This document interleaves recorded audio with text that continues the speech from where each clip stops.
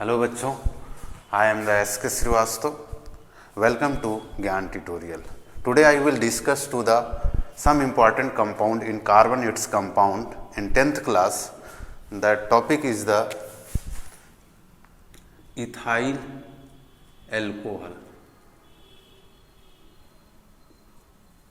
Ethyl alcohol, इसका formula होगा बच्चों C2H5OH. C2H5OH. इस C2H5 बच्चों इथाइल है और OH को क्या कहते हैं? एल्कोहल. इसकी अगर हम लोग IPAC पढ़ते हैं तो दो कार्बन को हम लोग एथ कहते हैं, एन, और एल्कोहल में क्या जोड़ते हैं? ऑल. तो ये इथेनॉल एक बहुत इंपॉर्टेंट कंपाउंड है 10th क्लास में, उसकी हम लोग स्टडी करेंगे. तो सबसे पहले इसकी प्रिपरेशन हम लोग को आना चाहिए. प्रिपरेशन मतलब हम लोग को बनाना है. तो क्या बनाना है? इथाइल एल्कोहल बनाना है. तो यहाँ पे C2H5Br, या आप क्लोरीन भी यूज कर सकते हैं. अब इसका नाम क्या हो गया बच्चों? इथाइल. और Br को हम कहते हैं ब्रोमाइड, इथाइल ब्रोमाइड. इसकी रिएक्शन हम लोग KOH या NaOH से कर सकते हैं. एक्वस का सेंस होता है हिंदी में जली विलयन. तो ethyl bromide react with potassium hydroxide and to form ethyl alcohol.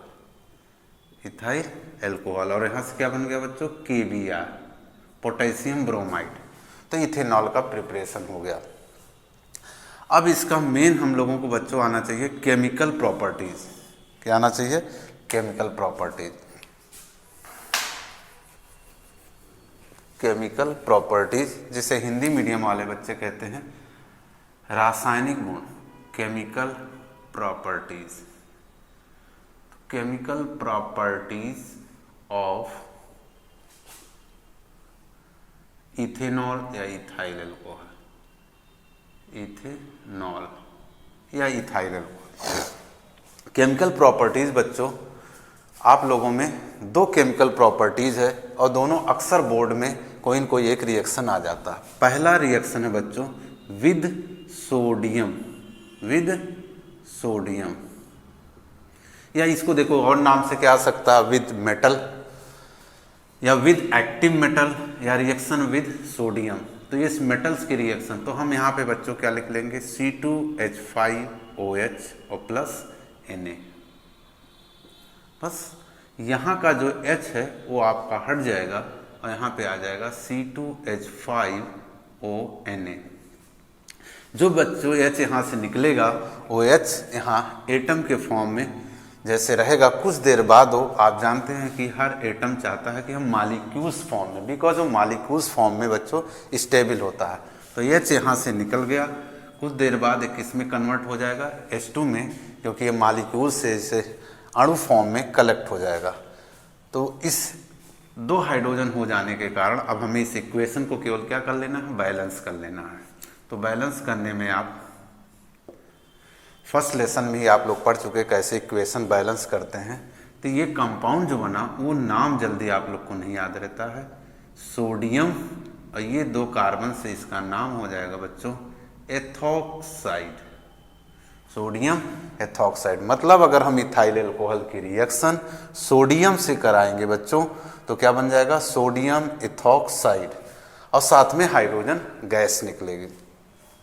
तो मैंने पहले बताया कि दो केमिकल प्रॉपर्टीज आपके लेवल में है, जिसमें फर्स्ट हो गया और सेकंड जो है रिएक्शन विद कंसंट्रेट H2SO4. ये भी रिएक्शन बहुत ही इंपॉर्टेंट है बच्चों, बहुत इंपॉर्टेंट है. रिएक्शन विद कंसंट्रेट H2SO4 जिसे आप सल्फ्यूरिक एसिड भी कहते हैं. क्या कहते हैं? Sulphuric acid. अब याद रखिएगा C2H5OH और एरो के ऊपर आप लिख देंगे कंसंट्रेट H2SO4. हिंदी मीडियम वाले बच्चे सांद्र सल्फ्यूरिक अम्ल, ये 170 डिग्री सेल्सियस. अगर इसको केल्विन में ऐड करेंगे तो आपका हो जाएगा 443. क्लियर? 170 में आप 273 ऐड कर लीजिए तो 3 हो जाएगा, 213 एंड 4. ठीक है. तो चाहे बच्चों 170 पे चाहे 443 केल्विन पर। तो कभी कभी ऐसे क्वेश्चन आया कि इथाइल अल्कोहल का, जिसे हम इथेनॉल कहते हैं, अगर हम कंसंट्रेट सल्फ्यूरिक एसिड या हिंदी में सांद्र सल्फ्यूरिक एसिड के प्रेजेंस में 170 या 443 केल्विन पर हीट करते हैं तो क्या कंपाउंड बनता है। तो याद करने का ट्रिक क्या हो जाएगा बच्चों, इस 5 में से एक एच निकल जाएगा। जब 5 में से एक एच निकल जाएगा टू फॉर्मेशन ऑफ वाटर, क्या बन जाएगा, वाटर बन जाएगा। जब 5 में से बच्चों एक एच चला गया तो यहाँ पे क्या बचा, C2H4, तो C2H4, और ये बहुत इंपॉर्टेंट कंपाउंड बन गया बच्चों, ईथीन है, ETHENE। या इसका जब हम लोग स्ट्रक्चर अगर बनाने की कोशिश करें, CH2 डबल बॉन्ड CH2, देखिए CC2 और 2 ईथीन, जिसका दूसरा भी नाम है इथाइलीन। क्या नाम है, इथाइलीन। अब इस रिएक्शन को और किस एम से इंपॉर्टेंट है बच्चों, क्योंकि इस रिएक्शन में क्या निकला है, वाटर निकला है। So that reaction is called dehydration. Dehydration, इसका मीनिंग क्या होता है बच्चों, डिहाइड्रेशन मतलब होता है रिमूवल ऑफ वाटर, वाटर का निकलना, जल का निकलना, क्या कहलाता है, डिहाइड्रेशन, जिसे हिंदी मीडियम वाले बच्चे कहते हैं निर्जलीकरण। निर्जलीकरण मतलब होता है वाटर का रिमूवल। किसके प्रेजेंस में निकला बच्चों, बहुत इंपॉर्टेंट वर्ड ये था, किसके प्रेजेंस में निकला, H2SO4। तो H2SO4 यहाँ पे आपका डिहाइड्रेटिंग एजेंट, डिहाइड्रेटिंग एजेंट, इसे हिंदी मीडियम वाले निर्जली कारक कहते हैं। तो डिहाइड्रेटिंग एजेंट का काम कौन कर रहा है, सल्फ्यूरिक एसिड। कौन काम कर रहा है, सल्फ्यूरिक एसिड। और ये कैटालिस्ट का भी काम करता है। तो यहाँ से आपको डिहाइड्रेशन भी पूछा जा सकता है, डिहाइड्रेटिंग एजेंट भी क्या काम। तो इस तरीके से बच्चों एल्कोहल के बारे में बस इतना ही था। एल्कोहल के बाद इस 10th क्लास के लेवल में एक और कंपाउंड, बहुत इंपॉर्टेंट कंपाउंड है बच्चों, जिसका नाम है एसिटिक एसिड। क्या नाम है, एसिटिक एसिड। उसके हम लोग स्टडी कर लेते हैं। एसिटिक एसिड, इसे बच्चों विनेगर भी बोलते हैं, जो हिंदी मीडियम बच्चे होंगे सिरका बोलते हैं। एसिटिक एसिड का फार्मूला क्या होता, CH3COOH, या इसी को कुछ बच्चे डिजाइन भी बना सकते हैं, CH3COO, ठीक है। इस तरीके से स्ट्रक्चर, इसी को भी और ओपन कर सकते हो। तो इस कंपाउंड को हमें पढ़ना है। तो इसकी आईपीसी पहले डिस्कस कर लेते हैं बच्चों। सबसे पहले आईपीसी के लिए हम लोग क्या पहचानते हैं, फंक्शनल ग्रुप। यहाँ पे COOH या ये COOH, कभी कभी बच्चों यहाँ कंफ्यूज होते हैं कि अरे सर ये तो एल्कोहल नज़र आ रहा है, दूसरा कहता नहीं कीटोन नज़र आ रहा है। ऐसी अगर प्रॉब्लम आपको नज़र आए कि एल्कोहल नज़र आ रहा है, कीटोन, तो उसको ध्यान दीजिएगा, एक में कलेक्ट कर लीजिएगा। तो COOH, अब ना एल्कोहल है ना ये कीटोन है, ये COOH है, that is called carboxylic group. Carboxylic group में क्या जुड़ता है बच्चों, ओइक एसिड। तो यहाँ पे कितने कार्बन हैं, 1 2, दो को हम कहते हैं एथ, एन, और उसमें क्या जोड़ देना, ओइक एसिड। तो इसकी आईपीएसी या आईपैक नेम क्या हो गया, इथेनोइक एसिड। इसकी हम लोग सबसे पहले क्या पढ़ेंगे, प्रिपरेशन। क्या पढ़ेंगे, प्रिपरेशन। प्रिपरेशन में क्या है, जैसे यहाँ पे हम लोग इथाइल एल्कोहल, इथाइल एल्कोहल, अभी हम लोग पढ़े इथाइल एल्कोहल। अगर इसका बच्चों ऑक्सीडेशन, ये नेसेंट ऑक्सीजन होता है, ताज़ा बना हुआ ऑक्सीजन होता है, इसे हम बोलते हैं नेसेंट ऑक्सीजन। इसका जब हम लोग ऑक्सीडेशन करेंगे K2Cr2O7 H2SO4, तो किसी भी एल्कोहल का अगर ऑक्सीडेशन होता है तो पहले एल्डिहाइड बनता है। क्या फॉर्म होता है, एल्डिहाइड। ये आपका एल्डिहाइड बन गया, इथेनल या एसिटल्डिहाइड नाम है। फिर इसको अगर हम लोग लेकर के आए और इसका फिर क्या कर दें, ऑक्सीडेशन, और फिर यही कंडीशन दे दें, तो ये बन जाएगा CH3COOH। ओ इसी में जुड़ गया, CH3COOH। इस तरीके से आपका क्या बन गया, एसिटिक एसिड। फिर से देख लीजिए बच्चों कि अल्कोहल का ऑक्सीडेशन करते हैं पहले, तो एक कॉमन वर्ड भी याद होना चाहिए, किसी भी अल्कोहल का अगर ऑक्सीडेशन होगा तो पहले एल्डिहाइड बनेगा और फिर एल्डिहाइड का ऑक्सीडेशन होगा तो आपका एसिटिक एसिड। इस तरीके से हम लोग इसकी प्रिपरेशन पढ़ लिए। इसके बाद इसकी मेन क्या आती है, केमिकल प्रॉपर्टीज। क्या आती है, केमिकल प्रॉपर्टीज। तो पहला केमिकल प्रॉपर्टीज इसकी अगर हम लोग पढ़ते हैं तो रिएक्शन विद इथेनॉल। इथेनॉल अभी जस्ट पढ़े हैं, तो यहाँ पे हम लोगों ने लिख लिया CH3COOH, वो तो रहेगा ही। इसकी अक्सर बच्चों पेपर में 2 या 4 केमिकल प्रॉपर्टीज़ पूछा गया है कि एसिटिक एसिड की केमिकल प्रॉपर्टीज़। और केमिकल प्रॉपर्टीज़ बहुत ईजी है बच्चों, यहाँ पे एक्सप्लेन किया जा रहा है बिल्कुल मैथ की तरीके से। इस पे मार्क्स मिलते हैं कि आपके अगर 4 रिएक्शन पूछे गए हैं और चारों रिएक्शन आपके सही हैं तो पूरे 4 नंबर 5 नंबर जितने के भी रिएक्शन होंगे उस पर पूरे नंबर उठाए जा सकते हैं। अब बच्चों एसिटिक एसिड की केमिकल प्रॉपर्टीज़ पढ़ रहे हो, that is called the ethanoic acid and also other name is called vinegar. तो एसिटिक एसिड रिएक्शन विद किससे पढ़ रहे हैं, इथेनॉल। तो हमें फार्मूला याद हो, इससे हमने पहले ही आपको सब फार्मूला बता दिया। इथेनॉल, यहाँ पे आप लिख सकते हो एसिड, कई चीज़ें होती है, या तो एसिड लिखा रहता है या H+ लिखा रहे। H+ अगर ऐसे लिखा रहता है तो इसका भी मतलब होता है एसिडिक मीडियम, या सीधे आप H2SO4 भी लिख सकते हैं। ठीक है, तो इस तरीके से आप एसिटिक एसिड और इथाइल अल्कोहल का जब आपस में रिएक्शन होता है तो यहाँ पे आपका जैसे यहाँ से क्या बन गया, वाटर बन गया। अगर वाटर बन गया तो ये क्या हो गया, CH3COO, क्या बचा, CH3COO C2H5 और प्लस H2O। फिर से देख लीजिए बच्चों, CH3COO C2H5। अब इसको किसी किसी बुक में बच्चों ऐसे भी लिखा जा सकता, CH3COO, और इस C2H5 को भी तोड़ सकते हो, ऐसे भी लिखा हो। तो कंफ्यूज मत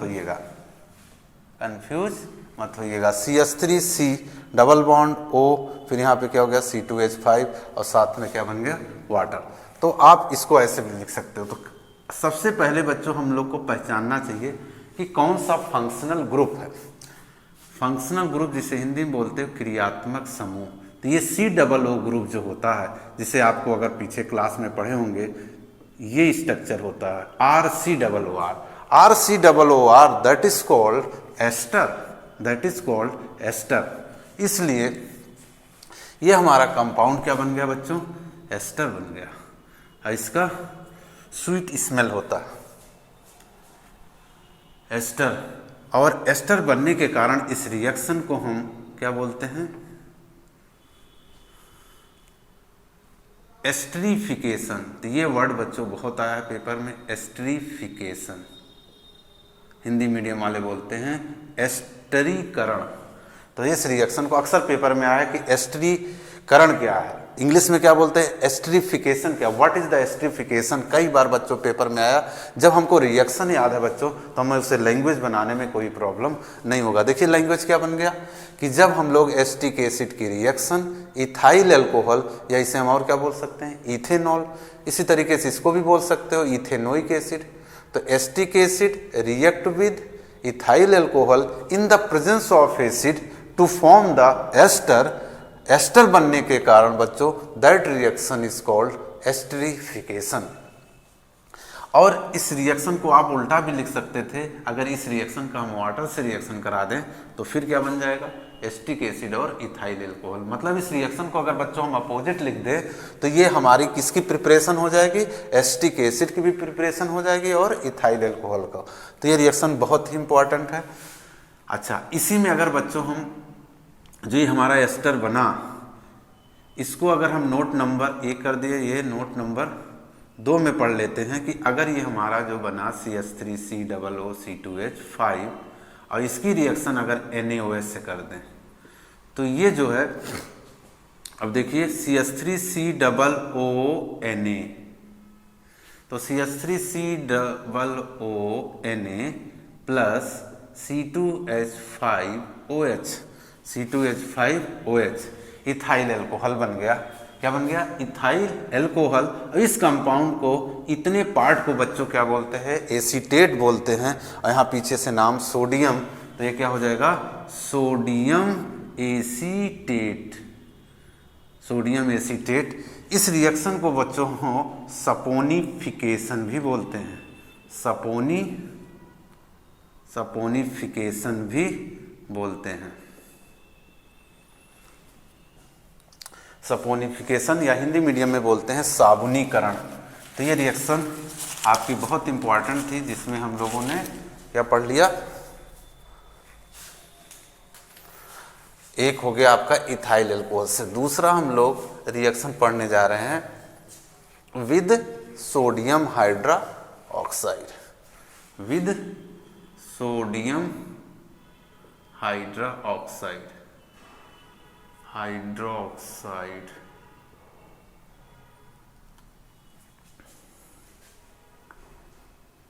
तो सोडियम हाइड्रोक्साइड हो जाएगा आपका NaOH, या इसे हम कास्टिक सोडा भी कहते हैं। क्या कहते हैं? Caustic soda. तो यहाँ पे हम लोगों ने एसिटिक एसिड लिया, NaOH। छोटे क्लास से आप पढ़ते आ रहे हैं कि ये एसिड है, ये बेस है। Acid and base react with the salt and water. अगर हम इसका H और OH, यह बन गया वाटर, तो CH3COONA और प्लस क्या बन गया बच्चों? H2O। तो इसका नाम हो गया फिर वही सोडियम एसीटेट। तो दो केमिकल प्रॉपर्टीज हो गई। तीसरी बच्चों, reaction with sodium by carbonate. Sodium by carbonate, sodium by carbonate NaHCO3, sodium by carbonate, जिसे आप बेकिंग सोडा के नाम से भी जानते हैं, NaHCO3। अब यहाँ पे हम लोगों ने क्या लिया? CH3COOH plus NaHCO3। अब याद करने के क्या तरीका है कि यहाँ पे सोडियम एसीटेट बिल्कुल CH3COONA। अब यहाँ पे सोडियम एसीटेट, जिसे आप सॉल्ट कहते थे, यहाँ भी सोडियम एसीटेट फॉर्म हुआ। साथ में बच्चों जब भी कार्बोनेट हो, that form the carbon dioxide, तो CO2 और साथ में वाटर। तो वाटर तो बन ही रहा था, अगर आप पहले वाले से चेक करिए, तो इसलिए यहाँ पे साथ में और क्या इंक्रीज कर दीजिए? Carbon dioxide. इसके बाद फोर्थ रिएक्शन है बच्चों with sodium carbonate. Sodium carbonate, इसका फार्मूला क्या होता? Na2CO3। अब यहाँ पे आप फिर क्या लाएंगे? CH3COOH प्लस Na2CO3, आयरो खींचेंगे। अब ये रिएक्शन और ये रिएक्शन में देखिए क्या, जो कंपाउंड बच्चों इसमें बना वही कंपाउंड इसमें बनेगा। तो यहाँ क्या बना है? CH3COONA, sodium acetate, carbon dioxide and water. बस ये है कि बच्चों इसमें आपको बैलेंस नहीं करना पड़ेगा, इसमें आपको बैलेंस करना पड़ेगा। 2 2 4 हो गया, यहाँ पे 5 4 1 5, ऑक्सीजन 2 3 4 7 4 3 7। बस यहाँ पे आपको बैलेंस केवल पढ़ना था। इस तरीके से बच्चों इसके 4 केमिकल प्रॉपर्टीज थे। अगर देखा जाए तो पहला क्या था? एस्टिफिकेशन। दूसरा NaOH, acid and base react with the salt and water. इस रिएक्शन को आप ये भी बोल सकते हैं न्यूट्रलाइजेशन रिएक्शन। फिर इन तीनों का अगर ध्यान से देखिए तो बहुत ज़्यादा डिफरेंस नहीं है। इस चीज़ में कार्बोनेट, इस कार में कार्बोनेट आ गया तो क्या इंक्रीज कर गया? Carbon dioxide. 2-3 बार आप बच्चों लिख करके प्रैक्टिस कर लीजिए। एग्ज़ाम आपके बहुत पास आ रहे हैं, आप लोग मेहनत करते रहिए और हम इसी तरीके से आप लोग को वीडियो भेजते रहेंगे। Thank you.